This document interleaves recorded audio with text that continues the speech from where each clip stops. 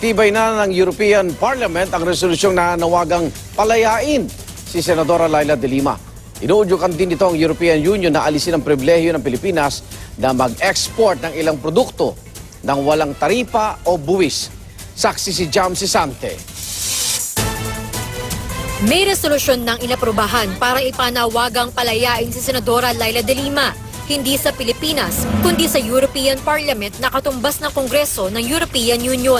Hiling din na resolusyon na inaprubahan ngayong araw ang sapat na seguridad para kay de Lima, gayon din ang patas na pagdinig, pagbasura sa mga kasong politically motivated umano at pagtapos sa anilay pangaharas sa senadora. Reaksyon ng palasyo, mali ang intindi ng mga naghain sa sitwasyon ni de Lima. The lady is being charged with crime, not political persuasions. So I think they ought to respect that. Sabi pa ng resolusyon, dapat daw hilingin ng EU na masutukan ng Philippine government ang mga nagbebenta ng droga imbis ang maliliit na consumer nito. At ikondena ng EU ang mga extrajudicial killing kaugnay ng kampanya kontra droga kabilang ng mga vigilante. Ang mga yan dapat daw imbestigahan.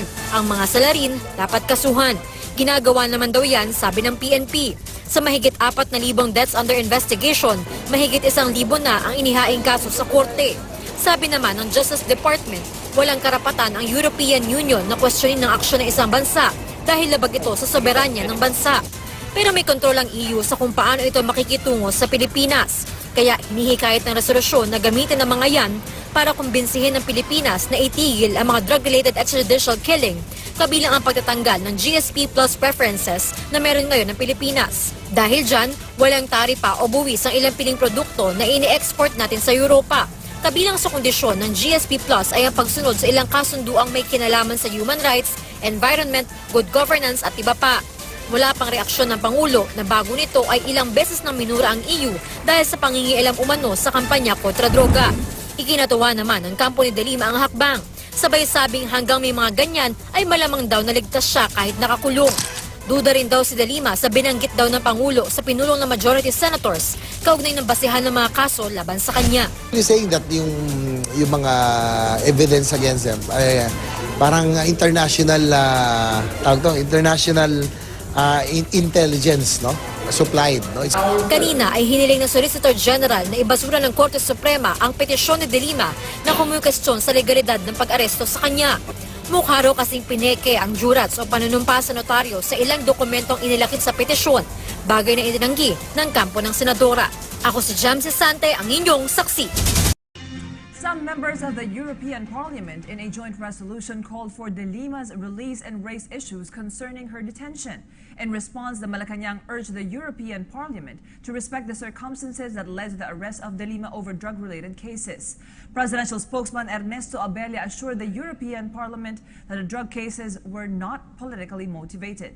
De Lima was arrested on February 24. The senator claimed she was President Duterte's first political prisoner, even though Malacanang officials repeatedly denied that politics was behind the charges against her. Nakahanap ng kakampi si Senador Leila de Lima sa ilang mambabatas, hindi lang ng Pilipinas kundi ng European Union. Naghain sila ng panukala sa European Parliament para mag-issue ito ng panawagan para agad na palayain mula sa pagkakakulong ang senadora, bigyan siya ng sapat na seguridad, siguruhing patas ang pagdinig sa kaso laban sa kanya, ibasura ang anilay politically motivated charges sa senadora at itigil ang pangaharas sa kanya. Dapat din daw sabihan ng European Parliament ang Pilipinas na unahin ito ang paglaban sa drug trafficking networks at drug lords imbes sa mga maliliit na taong gumagamit ng droga. Nais din nilang ideklara ng European Parliament ang pagkondena sa malaking bilang ng extrajudicial killings kaugnay ng kampanya kontra droga. Nakatakdang talakayin ngayong araw ng European Parliament ang panukalang ito. Magkakaiba ang reaksyon dito ng ilang kasamahan ni de Lima sa Senado. If they will push through with their idea or their desire to conduct an independent investigation about this case, I would also welcome it. They should respect our judicial system and our judicial process. I think kung pagdating sa due process, maandar na yan ngayon. Sabi ng Malacanang, mali ang intindi ng ilang European parliamentarian sa sitwasyon ni de Lima. The lady is being charged with crime, not political persuasions. So I think they ought to respect that. Ayon naman kay Justice Secretary Vitaliano Aguirre, walang karapatan ang European Union na makialam at questionin ng aksyon ng isang bansa dahil labag ito sa soberanya ng bansa. Wala pang reaksyon si Pangulong Duterte tungkol sa hakbang ng ilang miyembro ng European Parliament, pero matatanda ang ilang beses na niyang minura at ininsulto ang European Union dahil sa umunoy pakikialam nito sa Pilipinas at sa kanyang gera kontra droga. Sa isang pahayag, sinabi naman ni De Lima na hanggat naririnig at naaalala daw siya at hanggat binabantayan ng global community ang patayan sa bansa at panggigipit sa kanya, malamang daw ay ligtas siya kahit siya'y nakakulong. Kanina, hiniling ng Solicitor General na ibasura ng Korte Suprema ang petisyon ni De Lima na kumukestyon sa legalidad ng pag-aresto sa kanya.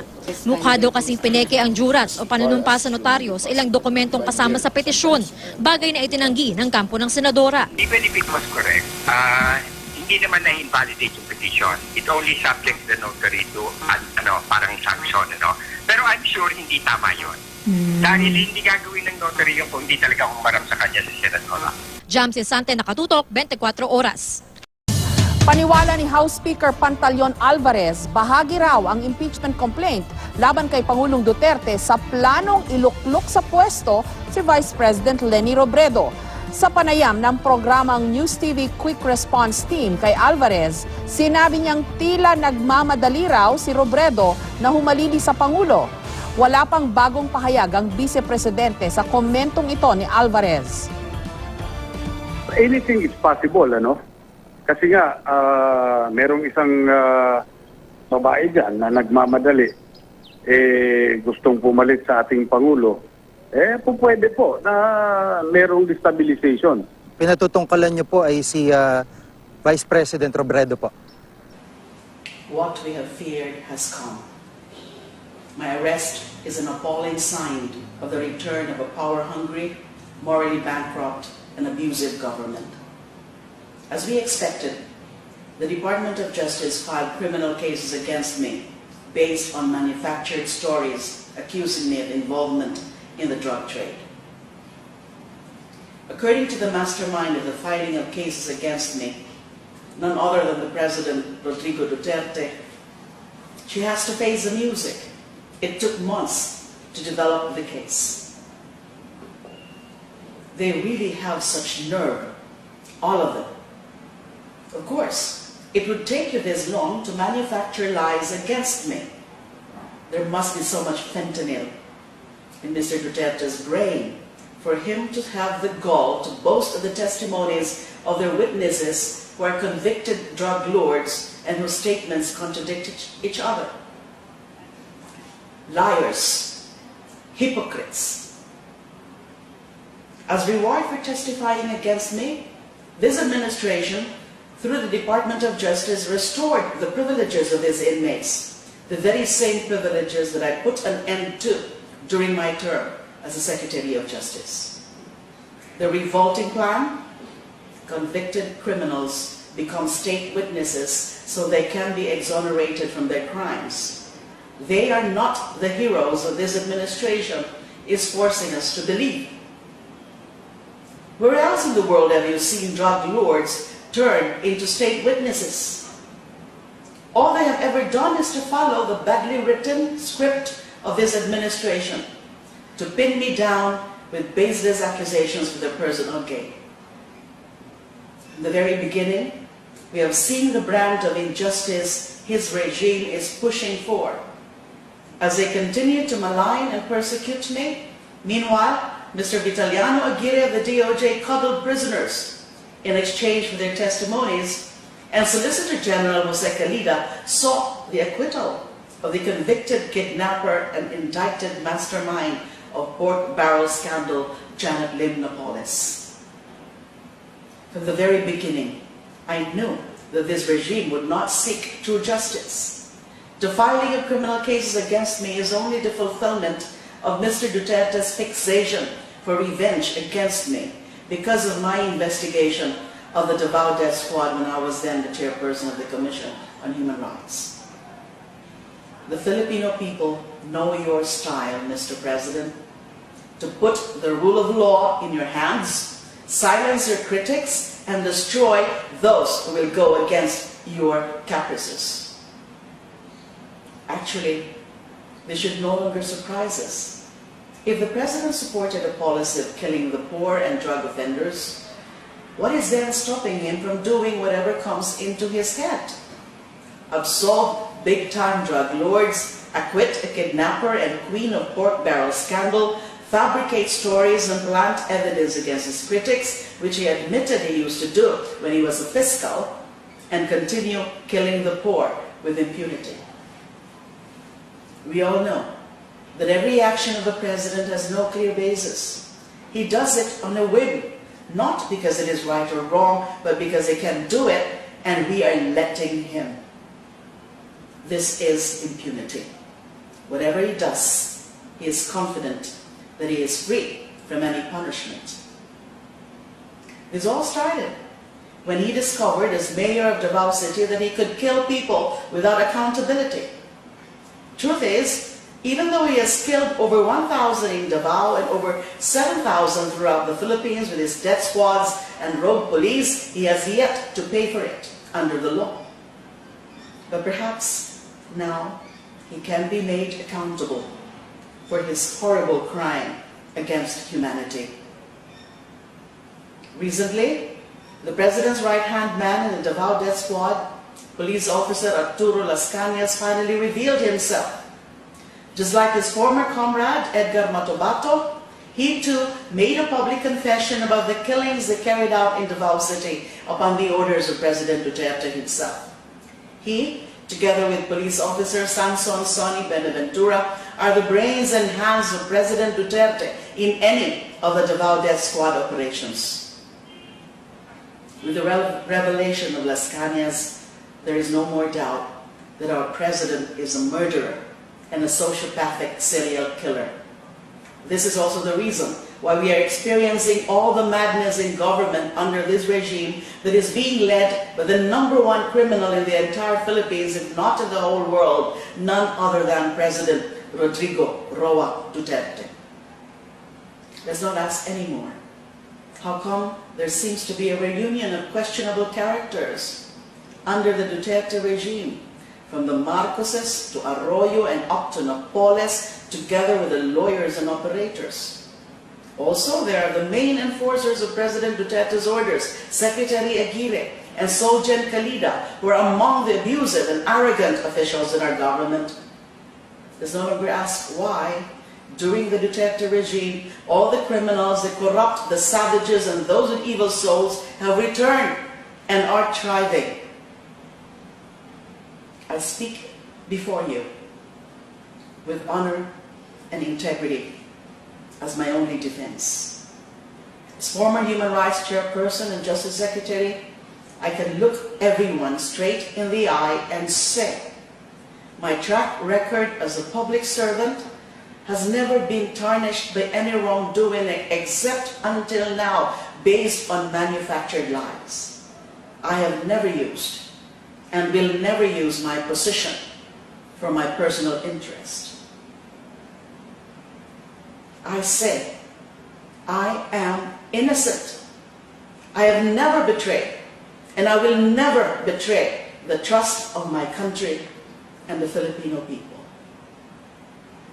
Clearly, this administration has evil and dangerous plans to make an example of me, to intimidate, silence, and destroy anyone who dares challenge them, to draw public attention away from the government's abuses and failures, and to cover up their most murderous war on drugs. In the past 7 months, the death toll of his war, or of this war, has exceeded the number of deaths recorded during the 14 years of martial law and the Marcos regime. The fight is not mine alone. This fight is our fight for the victims of government's failed war on drugs, especially for 7-year-old Sanino Butucan of Cebu, 5-year-olds Danica May Garcia of Pangasinan and Francisco Manosca of Pasay City, and 4-year-old Althea Fem Barbon of Negros Oriental. Perpetrators of these hideous crimes have no conscience. Even worse than them are those in power who allow this to happen. From all this violence killings and crooked governance of the Duterte regime, clearly, I am not the public enemy number one here, but this regime who has no respect for basic human rights, especially the right to life. Since the start of his term, Mr. Duterte has brought in the entire machinery of the state to silence me and to destroy my person, credibility, and honor as a woman. If they can do this to a sitting senator, what is stopping this administration from doing the same to ordinary Filipinos? If they think that by jailing me, I will turn my back on my principles, they are mistaken. Instead, they have encouraged me more to pursue truth and justice. I have long prepared myself to be a political prisoner of this regime. Rest assured that I will answer all the accusations against me in the proper time and venue. To the best of my ability, I will fulfill my duties as Senator of the Republic. Even in prison, even as I continue to be persecuted by this government for as long as I live, I will continue fighting the good fight up to my very last breath. Mr. Duterte, stop the killings now. Stop harassing me. Stop this madness. Instead, the Filipino people are begging for your undivided attention to address the myriad problems our country faces. I call on the members of the Fourth Estate to guard our fragile democracy against attempts to curtail our rights and freedom and against the return of dictatorship. I urge people of conscience everywhere, please pray for the Philippines. I ask you to remain vigilant and continue to fight so that true justice and respect for human rights prevail. Let us not allow this administration to continue violating our Constitution, disrespecting our laws, and taking the lives of our countrymen. I am hopeful that we will not remain silent in the face of the daily killings taking place in our midst, the flagrant violations of our fundamental rights, and the deliberate efforts to poison our minds and that of our children. Let us fight for our rights. Let us fight for justice. Let us fight for democracy. Mapagbibigyan ng Supreme Court yung kahilingan ko na ipalaya na po ako. Kasi ang gusto lang naman po talaga nila ay patahimikin ako. Inosente po ako.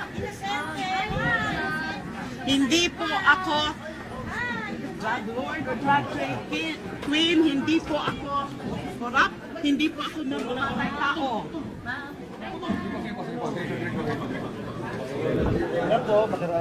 Habang patuloy po ang patayan at mga kasinungalingan, hindi po ako kailangan, hindi po kayang manahimik lamang. At mga kasinungalingan, hindi po ako mananahimik.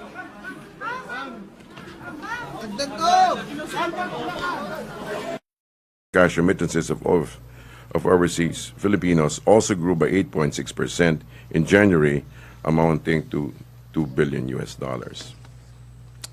We're open to a few questions. May questions? Follow-up sa statement? Other issues? TV5, Maricel Halili.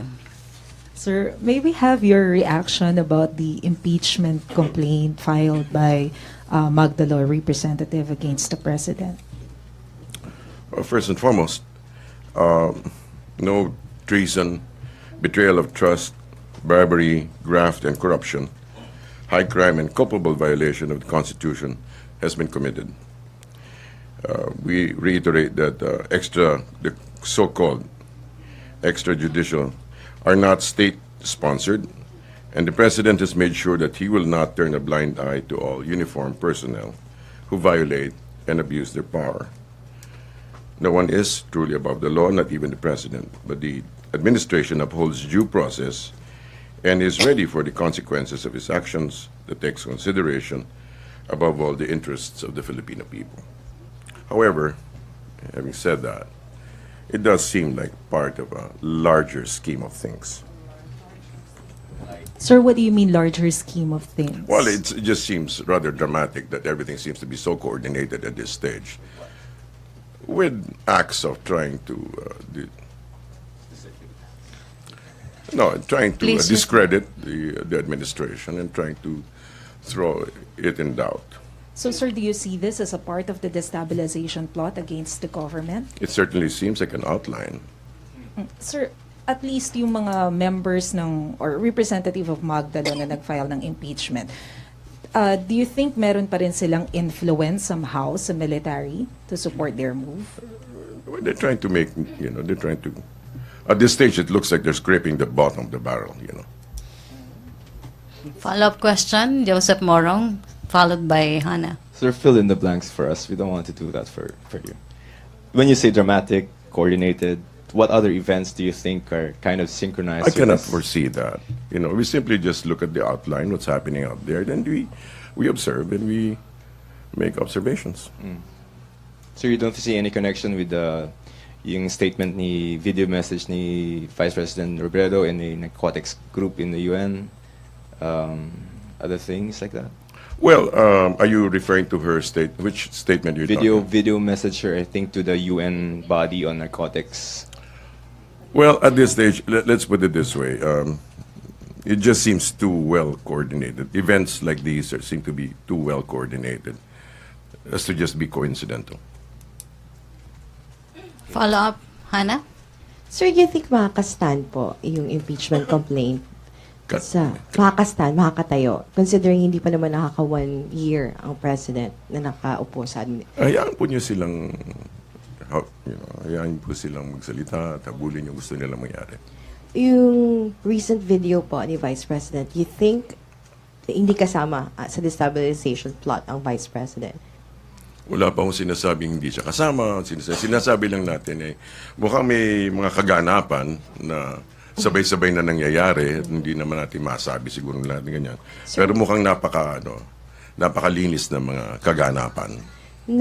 Nakita na po ba ng Pangulo ang video? Hindi ko pa siya natanong.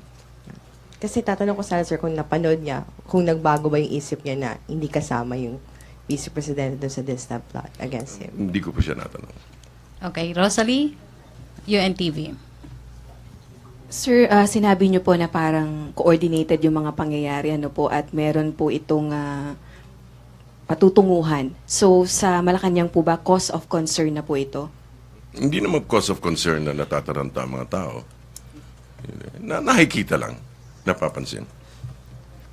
So ano po ang atin pong course of action sa mga... Patuloy po tayo sa nation building. Huwag po tayong pawawala dyan sa puntong yan. Marami po talagang ingay na nangyayari mula sa gilid. Pero tuloy-tuloy po ang presidente na gumagawa. Sabi nga niya, napakaganda po na pagkakasabi niya, I have built a city and I am building a nation. I think Filipinos should start really just, strengthening their backbones and just start doing their part and carrying the weight of nation building. There's so much noise coming from the circles, from the outside circles, and it just shows a sign of, the sign of lack of unity and stuff like that. But it would all help us if we just bear the brunt together. I think we should just grow up. Follow-up. Okay na tayo, Ross. Follow-up, Joseph Morong. Sir, do you think, considering that impeachment is a numbers game, do you think it will prosper at the House of Representatives? Really, it's not for us to be speculating about these things. Just let it be. Do you think that the president will ask his allies in Congress to do something about it? The president always allows his allies, so-called, to act independently of him. He has never manipulated in that sense, the way political intrigues are usually sown. No. He is an extremely democratic. Whatever the noise is about the way he makes his choice, he acts, he's always respected the independence of his so-called colleagues. Okay. Other issue or no more questions? Other issue, okay. TV5, Maricel Halili. Sir, may we have the details about the dinner of the president with some senators? How come that some other senators are excluded from... I don't know about the exclusion, but definitely I think the inquirer should check their copy. Yes, I mean, you said that I described the dinner as private and lovely. I said lively. There's a world of difference between I and O. Okay, sir, what was discussed during the dinner, sir? Kasi is it a loyalty check? Just to clarify. No, I think J.B. Ejercito, Senator Ejercito was very clear about that. They discussed a number of items. I think you have the same set of information that I have. Basically, they talked about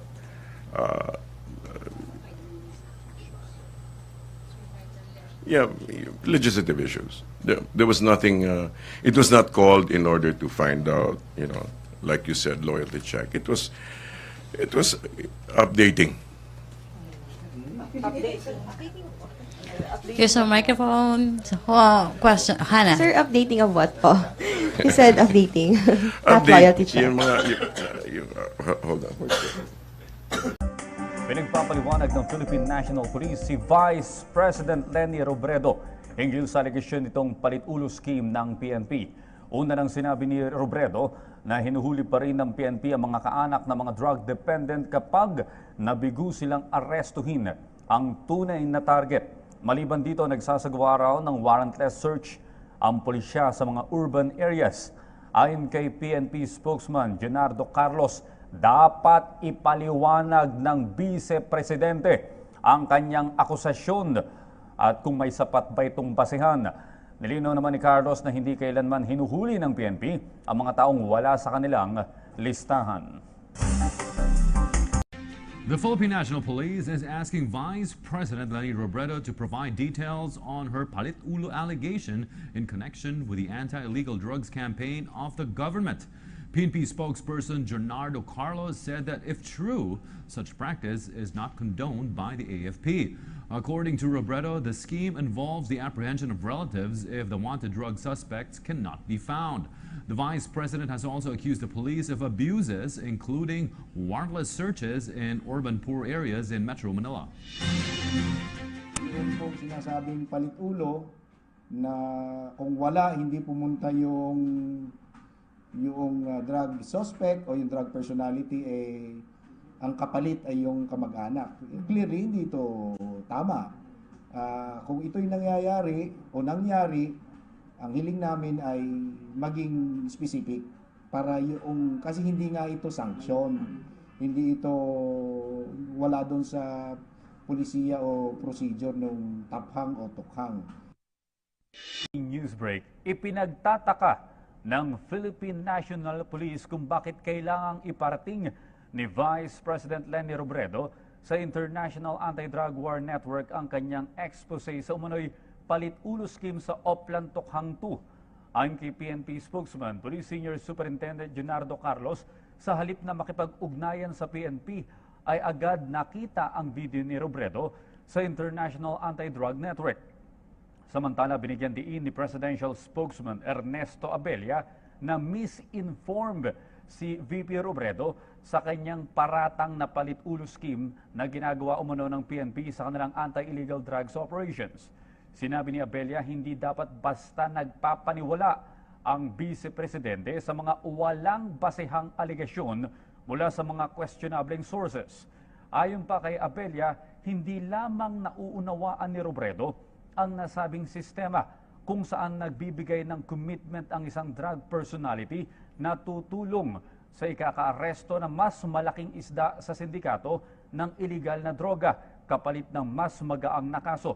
Dagdag pa ni Abella, kamakailan lang ay nilagdaan na ni Pangulong Rodrigo Duterte ang Executive Order 15 na lumilikha sa isang Interagency Committee on Anti-Illegal Drugs and Anti-Illegal Drug Task Force kung saan pinagkakaisa ang buong burokrasya sa pagpapatupad ng anti-illegal drugs campaign. At yan po naman ang aming mga nakalap na balita at impormasyon para sa PTV Newsbreak. Ako po si Audrey Goriseta.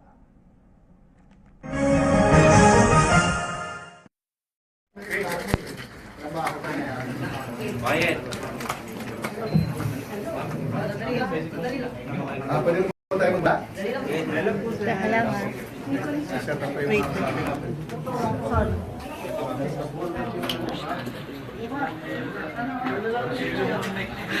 Pwede ko pa i-gano ka? No more na. Because I started like this. Pero if this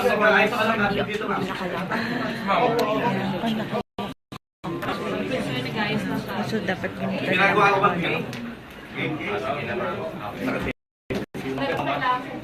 May ginagawa, may monitor ko yung ano. Audio, pwede mo. Okay, makakala mo tayo?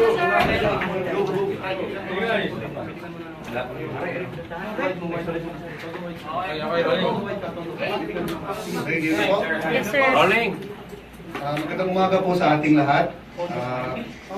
Ako po si dating Representative Francisco Ashley Asidillo. Dito po ako para mag-assist at mag-facilitate sa press con po na ito. Kanina lamang po, ang ating pong representante ng Magdalo Party List, si Congressman Gary Alejano, filed an impeachment complaint and was received doon po sa opisina ng Secretary General ng Kamara de Representante. Para po sa ating press con ngayon, Congressman Alejano will be reading a statement and then we will be taking a few questions. Si Congressman Alejano po ating sole complainant nitong impeachment complaint for now.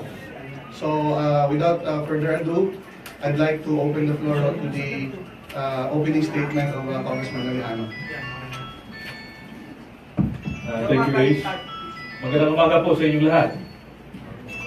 Please allow me to read my opening statement.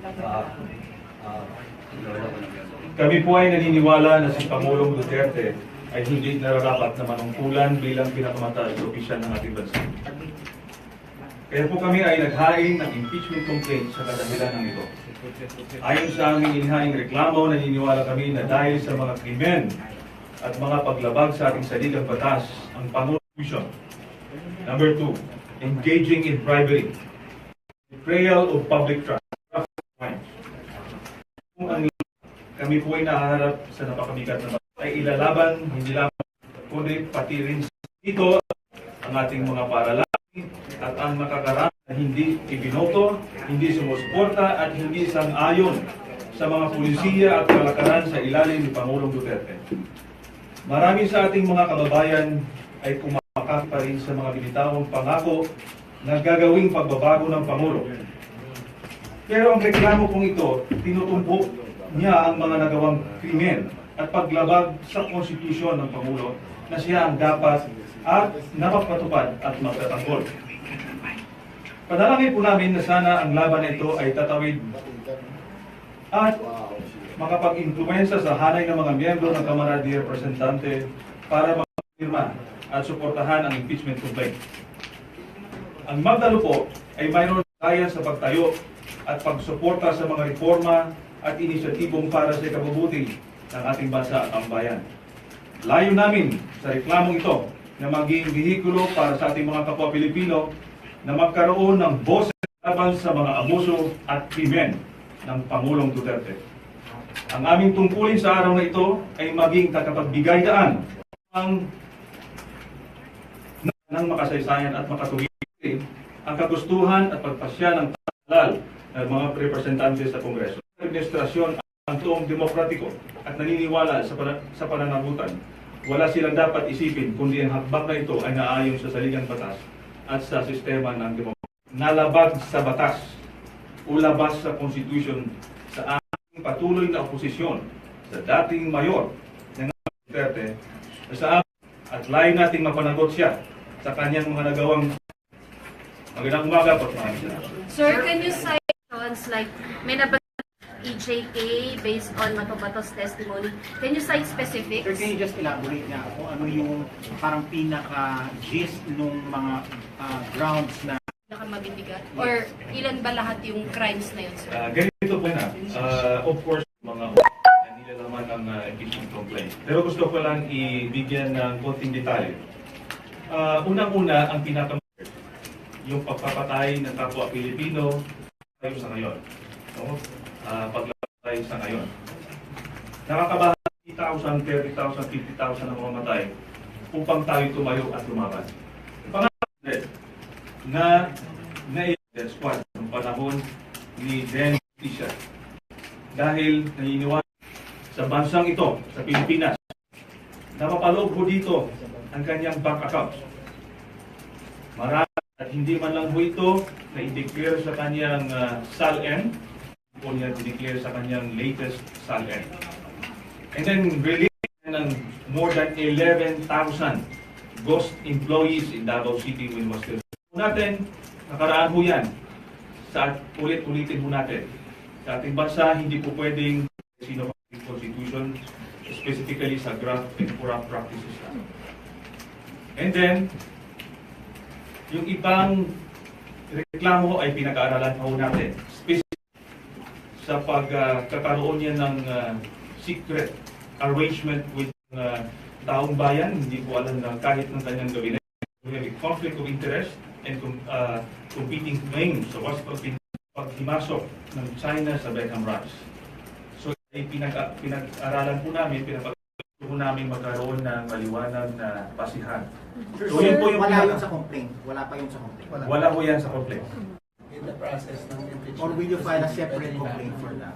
Well, ang initially, dito sa aming, dahil ayaw ko naman natin dito na, yun nga, wala ko tayong diretsong documentary dito. But how confident? Dahil ang sabi ko natin kanina, kung numbers po ang pag-usapan mo natin, nakita naman doon sa death penalty. So kung yun ang basihan mo natin, uphill battle ko tayo. Pero in fact, marami na rin may nag-signify na rin sasama ko dito. Ayaw ko lang pangalanan ng mga miyembro ng Kongreso. At tama rin ho na sa panahon ng recess ng Kongreso upang makapag-isip. At tingin ko, sa estilo ng leadership dito sa Kamara, marami po ang masama ang loob at nakikita nila yung polisiya ngayon sa sistema ng demokrasya. Parang virtually mayroon tayong marker. Sir, now? Hindi ko po pwedeng sabihin sa inyo as of now. Signify na sa for the meantime yun lang po. RG, sir, yung po, sinasamantala niyo po ba yung timing ngayon na merong mga ulit kasi as you said, may mga grievances sa estilo ng leadership ng House? Kasama po yan, but primarily, tinaon po natin sa bakasyon, parang po sinagasaan mo lahat. At kung ating ipinayo ito during the regular session, makikita mo natin, magiging witness po tayo kung paano i-railroad mo itong pagpatay ng impeachment complaint. Although we are sure that they're going to do this, sa panahon ng bakasyon, sabi ko kanina, mapagbigyan natin ang miyembro ng Kongreso na makapag-isip. Sir, why did you include... Sir, yung Magnificent Seven ba solid na susuporta sa'yo sa impeachment complaint? And second, can you impeach the President based on some previous supposedly crimes he committed hindi bilang Presidente? Sa unang tanong niyo po, in fairness sa kanila, hindi po sila sinabihan. Hindi ko sila inform na ako'y magpa-file. I don't want to put undue pressures to them. Hindi ko narinig ito. Pangalawa, tama ba ho na yung kasalanan ng nakaraan ay sisingilin siya ngayon? Sabi ko nga kanina, sa ating konstitusyon, may basihan mo tayo dyan, na lahat ng ginawa, lalo na high crimes and plunder, ay hindi po dapat exempted kahit sino man, kahit Pangulo ka na. Ibig sabihin ho, mass murder ho ako. At tatakbuhan ko ito pag ako'y Pangulo na, hindi na siya masisingil. Kaya nga ho, hindi po pwedeng hindi siya sa masisingil dahil yung ginawa niya sa Davao, inelevate niya into in national policy at yun ang ating nakikita ngayon. Actually, yun yung basihan. No? Yung basihan, isa sa basihan. No? Pero binagit ko na yung mga basihan nung siya ay nakaupo na ngayon. Sir, kayo po kakampi ng Liberal Party dito sa House. RG, before that, no? Just like to add, no?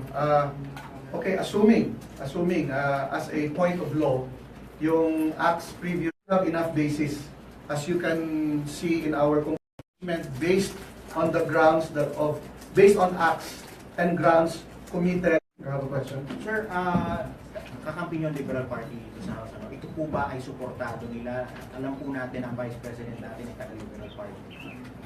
Well, as of now, again, ayaw po kong pamunahan ang posisyon ng Liberal Party. Pero ako'y naniniwala na ito importanteng pangyayari. And I believe ito ay pag-uusapan mo nila at magkakaroon mo sila ng desisyon. Pero let's allow them to decide. No, alam mo natin na may sarili silang partido at may sarili silang direksyon. Pero sabi ko nga sa akin, ito ho ang opportunity, nagbibigay lang ho tayo ng daan sa mga frustrated nating mamamayan, hindi lang mamamayan, kundi yung mga leaders ng ating bansa sa mga kaganapan sa ngayon. Sir, question. Go ahead. Sige. Sir, dadaan sa committee evidence ba tayo, sir?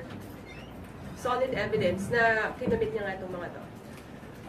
Initially, meron mo tayong mga annexes sa complaints mo natin.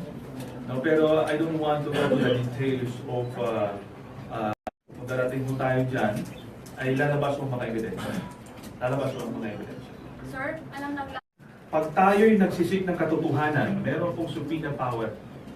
Preso, at yung ating hong nilagay mo dito, they have the power to subpoena this document. Nasa inyo na po ba, sir, yung mga bank accounts? Kasi yung ibinigay dati, I think, sa Senado, matrix lang po yun. Wala po yatang copy ng bank accounts. Ganun. Ito ay sa dating reports, no? Sa dating inihayag, particularly by Senator Trillanes. But again, from the bank themselves, then we have to subpoena the records. Sasabihin ho, hindi to totoo. At hindi naman ho siya nagbibigay ng authority. Matagal na itong hamon sa kanya. Ngayon po, panahon niya po na harapin ito. At patunayan na talagang hindi po ito totoo. So pag dinala kayo, sir, sa Committee of Justice, doon pala po kayo mag-move to subpoena these documents? Yes. Kaya ho sa tamang panahon, sa tamang proseso, tamang venue, gagawin po natin. Sir, alam ng lahat na you are allied with Senator Antonio Trillanes, the fourth being members of the Magdalo Party list. Magiging madali para sa Presidente na sabihin na destabilization lang ito. Ganito po yan. Ano bang definisyon ng destabilization? Dapat maliwanag po tayo dyan. Pag ikaw ba ay, yan ba ay destabilization? At yun po yung aming ginagawa. Bilang oposisyon ng bansang ito, gusto nga natin bigyan ng alternatibong pananaw ang taong bayan kung ano ba talagang tunay na nangyayari. Kung ito ba'y ginagawa natin bilang bahagi ng check and balance, bahagi ng sistema ng demokrasya, destabilization ba ito? Ito po kung ito ay kikitilin, ibig sabihin, virtually nasa martial law tayo. Nasa dictatorship dahil walang gustong, ayaw niyang i-criticize ang kanyang policy. Kaya niliwanag po sa aking opening statement, walang kasamang extra-legal mo dito. Walang kudita. Walang other means. Sa proseso, nag-file po kami dahil yun po ang sinasaad ng ating Constitution na pag gusto natin panabutin ng isang Pangulo na immune po sa kaso, impeachment lamang ang pwede. So doon po kami dumikit. Sir, doon sa 2.2 billion na supposedly pumasok sa bank deposit si Presidente, may information kayo kung saan siya nanggaling? As of now, I don't want to go to the details. Sabi ko nga sa tamang panahon, yan po ay mailalahan.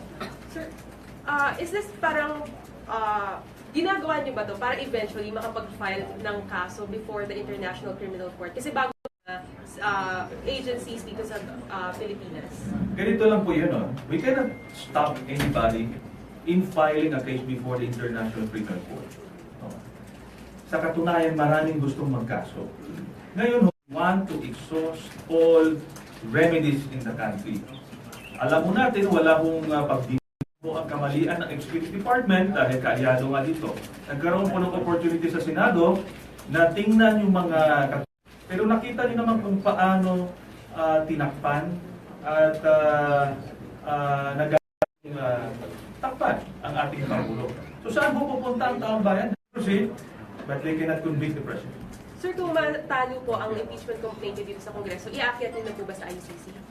Well, tingnan ho natin. No? Kami po ay nakatutok lamang sa pag-file ng impeachment complaint. Tingnan ho natin sa panahon na papatayin ho nila ang impeachment ho dito. Kami po yung mag-uusap at magpaplano kung anong gagawin namin na next. Sir, but the president remains very popular. Parang ano yung, paano niyo ito papaintindi sa mga tao? The public and you, parang yun yung question ko, sir. Ganito lang po yun, ano? Karamihan ho sa nakikita o sinasabi ng isang politiko ay hindi yun yung kanyang ginagawa. Pwede hong magulat ang taong bayan sa tunay na pagkatao ng isang politiko. Kaya nga, mayroong mga investigasyon at ilabas at ilahad kung sino pa talaga sila. No? So ngayon, ginagawa ba namin ito dahil hindi ba namin gagawin ito dahil popular ho siya? Kami po'y naniniwala, mandato ho namin yan. May track record na rin po kami sa pagtayo ng isang popular leader sa ating bansa. But regardless, kami po'y naniniwala na dapat managot siya sa krimen na kanyang ginawa at we will try our best to inform the people na ito po yung totoo. If in fact wala ho siyang ginawa, makikita yun sa investigation. Ang ayaw ho natin mangyari, natatanggapin ng taong bayan na parang legal ang pagpatay sa bansang ito. Na parang okay lamang na labagin natin yung mga proseso legal at ang karapatang pantao sa bansang ito ay parang okay na. Yan ang gusto natin iparating sa taong bayan sa bansang ito para magkaroon ng stability, para magkaroon ng pag-unlad. Kailangan ho mapanatili ang konsepto ng check and balance sa ilalim ng demokrasyang sistema o ang rule of law, ang due process. Hindi po pwedeng nag-iisang tao at naririnig ho tayo na he doesn't care about the Congress, he doesn't care about the Constitution, he doesn't care about the Supreme Court, kung anong gagawin niya. Hindi po. Precisely meron ho tayong three branches of government to check on each other, on the excesses of power of the other department. Kaya nga, ito ho ang aming responsibilidad ngayon. Ngayon, nakikiusap kami sa taong bayan, buksan nyo ang inyong mga mata.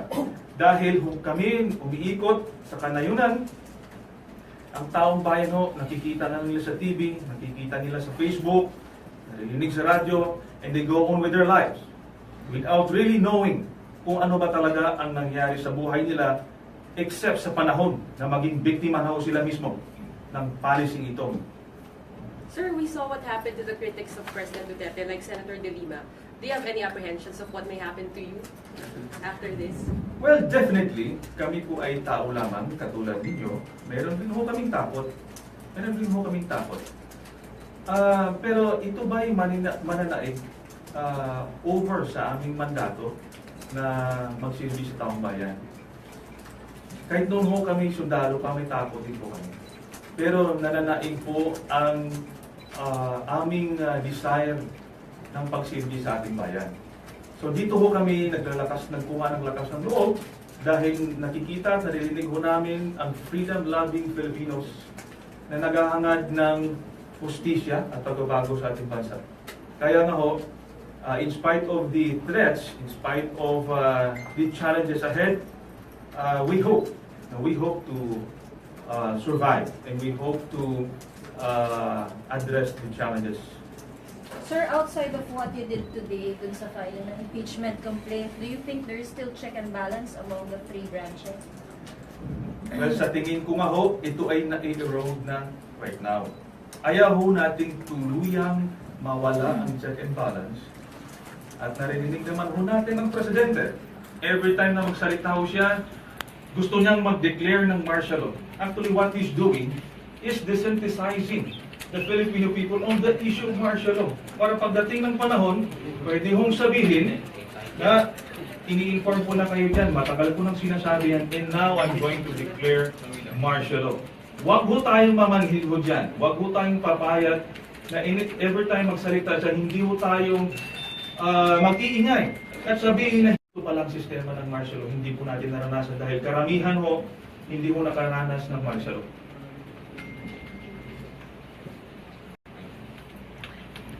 Meron pa?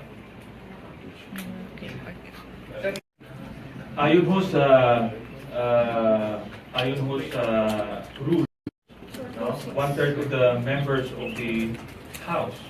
So kung meron ho tayong 293, more or ang kailangan ho nating pirma ko dito para umusad ho ito without going through the Committee on Justice, then going through the deliberation of the committee, at diretso na po itong ipasa sa Senado. So that's the tall task, but we're confident that we're going to get that done. Di ba kayo? Complainants ba kayo? Congressman kasi bigyan. Hindi po ako proper party. Hindi na po ako nagsisilbi sa Kongreso. Kaya nga. Pwede naman kayo maging complainant. Hindi na kayo. Magkasama naman ho kami.